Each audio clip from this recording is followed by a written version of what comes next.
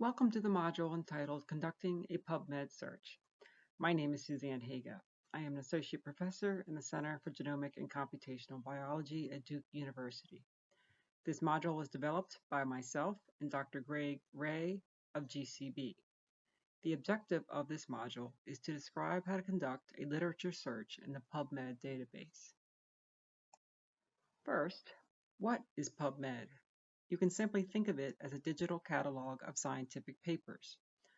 Pubmed was developed and is maintained by the National Center for Biotechnology Information at the U.S. National Library of Medicine, based at the National Institutes of Health. This database has been available to the public since 1996. It contains more than 30 million citations for biomedical literature from Medline, life science journals, and online books. Citations may include links to full-text content from PubMed Central and publisher websites. Despite this large number of articles, PubMed does not include articles from all scientific and medical journals. Journals have to meet a certain standard to be approved for their articles to be cataloged or indexed in PubMed. This database is updated daily. When and why would I need to look up a scientific article? There are several reasons why you may need to look up an article. Whether for a research project or a course assignment, you may need to learn about a new topic, to learn about current research on a topic, specifically to learn about what new research has been done in your area of interest, to learn about methodologies used, or to identify which groups of researchers are working in a specific area. So let's begin. This is a snapshot of the home page of PubMed. The URL is at the top of the slide. It was recently updated in spring 2020, so if you've used it in the past, you will notice some new changes. The search bar is in the center of the page. The most read articles are listed below the search bar, in addition to links to other NIH databases at the bottom of the page. You can create an account to save your searches. Searching in PubMed will take some practice. Like any database search, the more specific you can be, the more narrow or focused the search results will be. However, if you were just searching up a topic for the first time, it will take some time to determine what the best search terms are. Searching the literature can be quite time-consuming. Here are some tips for starting a search. Be specific about the topic. Try alternate combinations of search terms. Include details like organism, protein, and gene name. Use and, or not. Avoid verbs such as analyze and common words like gene. To limit the search to specific fields, use tags such as author, journal, publication type, and title. Once you've found an article that meets your search criteria, look at the list of similar articles. Let's try a search for X chromosome typed into the search box. The search will look for all articles that have been tagged as X and chromosome, or the term appears in the title or abstract. After clicking search, this is what appears. Please note, if you're trying out this search for practice, the number of results will differ since the database is updated regularly. There are several things I'd like to point out. First, the search bar is at the top of the page, so you can see what exactly you typed in, and you can edit the search easily without returning to the home page. Second, at the top of the page, you will see the number of results for the search.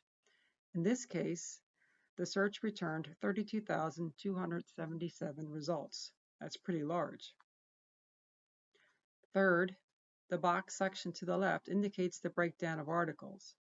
There are 10,241 articles that are freely accessible, meaning you won't need a subscription to the journal to access the article. In addition, there are 3,872 review articles. As you might recall from the previous module on scientific publications, this is a type of paper that describes a field or topic to date. These are often good articles to start with if you are just learning about a topic. Below the purple box are filters or options to narrow the scope of the search, which I will describe in a minute. Fourth, and lastly, You'll see that you can display the articles in a number of different ways. Currently, the results are being displayed by date, with the most recent publications showing first.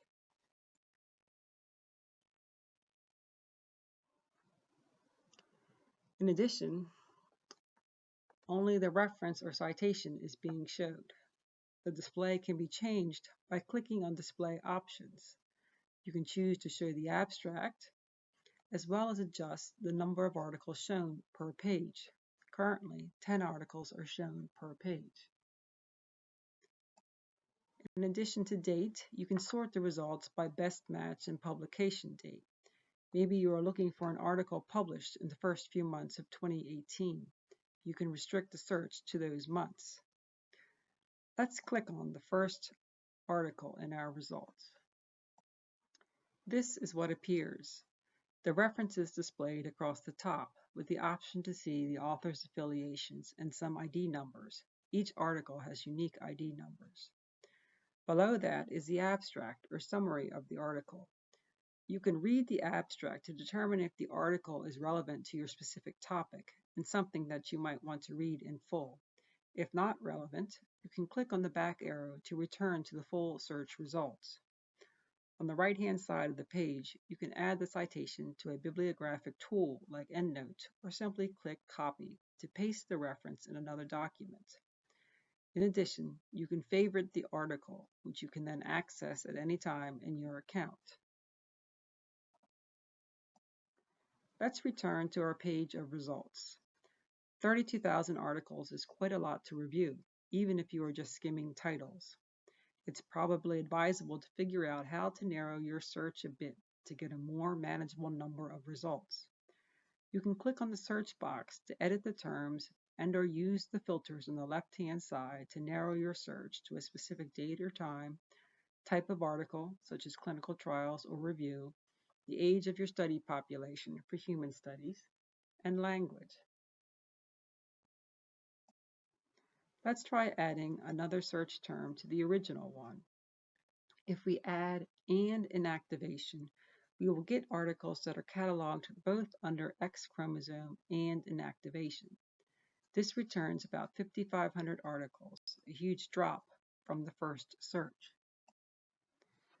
Once you've found an article in Pubmed that you would like to read in full, you will need to access it through your school's library, unless you have a personal subscription. Your library may not have a subscription to that particular journal or the specific journal volume. In that case, you may be able to obtain a copy through an interlibrary network. It's always best to check with the librarian for help locating the article. In addition, some articles are publicly accessible. You will see a link to full-text content from Pubmed and/or the publisher website. As mentioned earlier, Pubmed does not include articles from every scientific and medical journal, nor does it include articles outside of the biomedical literature. There are several other literature databases you can search, some with a more narrow focus.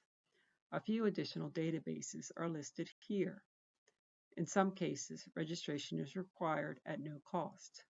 In addition, you can search Google Scholar for articles that are not indexed in Pubmed. This concludes this module. Happy searching!